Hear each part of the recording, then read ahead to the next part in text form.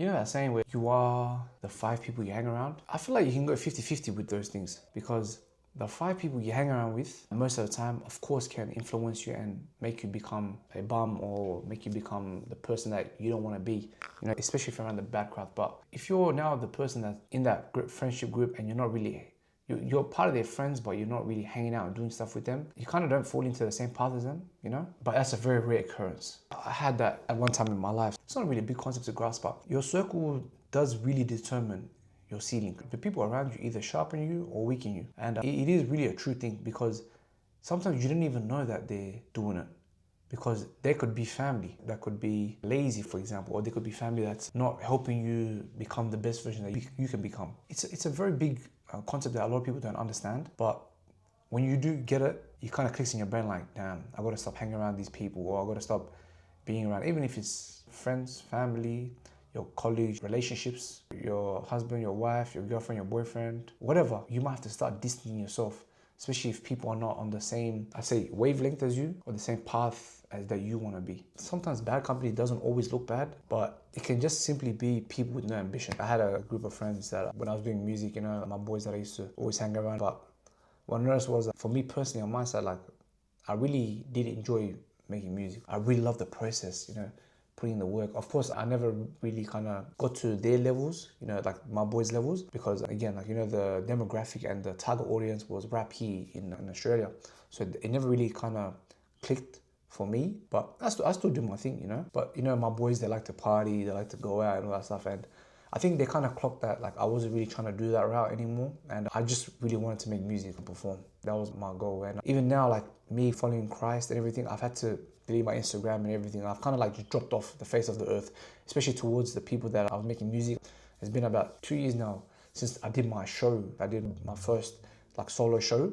I've done a lot of shows, but like my first headline show, and it was a great turnout, but I had to drop back and not do it because of I was following Christ. Like I basically was contradicting myself if I'm singing about women or lustful things. Of course, I'm not singing about killing, rapping, or anything like that, but still that, like I'm still contradicting myself. Am I a follower of Christ or am I a follower of the enemy? So I can't really do that. That's for me, that's some of the friendships that it's kind of like dropped off a little bit because I'm not in the music industry anymore, and a lot of people I've just eventually just not talk to or cut ties to because I've seen a lot of bad things in the music industry. Nowadays, I barely talk to anyone. I still talk to some people that are like still my close people in the music industry, but like they're more like family to me. But now it's just like, yeah, so I've got my parents, I've got this YouTube community. Even though there's only 4 people that are here, I still feel like it's still a big thing, because when I was doing music, I've performed for 3 people, I've performed for 300, I've performed for 2,000 people. I don't take the cold concept of there's so much, like I need a lot of subscribers, like I don't, this and that, because I'm like, I know how much 10 people are. If you put 10 people in my bedroom, people, like, you understand that's a lot of people. So that's why I never look at the numbers, I never look at that, and I've got myself off Instagram. Iron sharpens iron. When you're around people that are always ambitious and always want to push forward, you yourself want to push forward, you yourself want to be successful. If you're around like your church youth group or anything, you yourself want to learn more about Christ or preach and give the good message to a lot of people. So when you understand that, it's a blessing, man. I'm so thankful that God found me at the time that he found me, especially straight after my music career. Like not after, like obviously my music career was there. I just had to dead stop it because it was leading me down the wrong path. It says it in Proverbs 27:17. As iron sharpens iron, so one person sharpens another. Literally it says it, man. It says it in the word. I keep telling people like the Bible has so much wisdom. And if we now sit down, and even me, I'm really trying my best to read more of the word because everything is in the Bible. Genuinely, everything's in the Bible. Of course, like your friends can affect your standards, your work ethic, your ambitions, your faith, your language, your attitude. People don't understand. People around you, and even people at work or whatever, like they might not be your friends, but people can influence you. And that's what people don't understand. People think that I can't get influenced by people. Social media influences you. Someone across the world can influence you and you didn't even know it. And for me, I don't say you don't necessarily need to cut people off, but you can just distance yourself from people that you feel like are not leading you in the right path.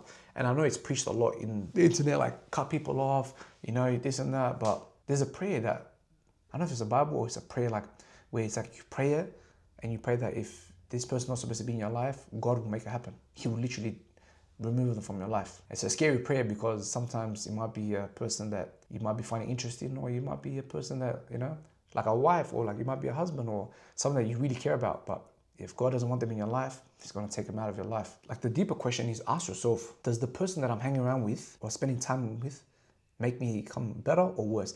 And you got to be honest with yourself. It doesn't matter if it's family, it doesn't matter if it's friends, work colleagues, anyone. If the person you're hanging around with, even doesn't have to be daily, it can be once a week, once a fortnight, to a point that they can influence you. Are they putting you for the better or worse? And once you answer that properly, you will see how much your life will change. It says in 1 Corinthians verse 15 to 33, bad company corrupts good character. I swear to you, I tell everyone, but it says it in the word. It literally says in the word, man. Again, like I say, if you just watch my videos just to watch my videos and you don't really want to get the message from my videos, that's fine. Read the word. When you understand what the word says, and if you read the word and take its value, even if you don't want to take any of the value or the wisdom that I'll give you, I'm talking like I'm some type of prophet or something. Sorry, guys. But I'm just saying, if you don't want to take my advice, everything's in the Bible. So yeah, I hope you have a good day.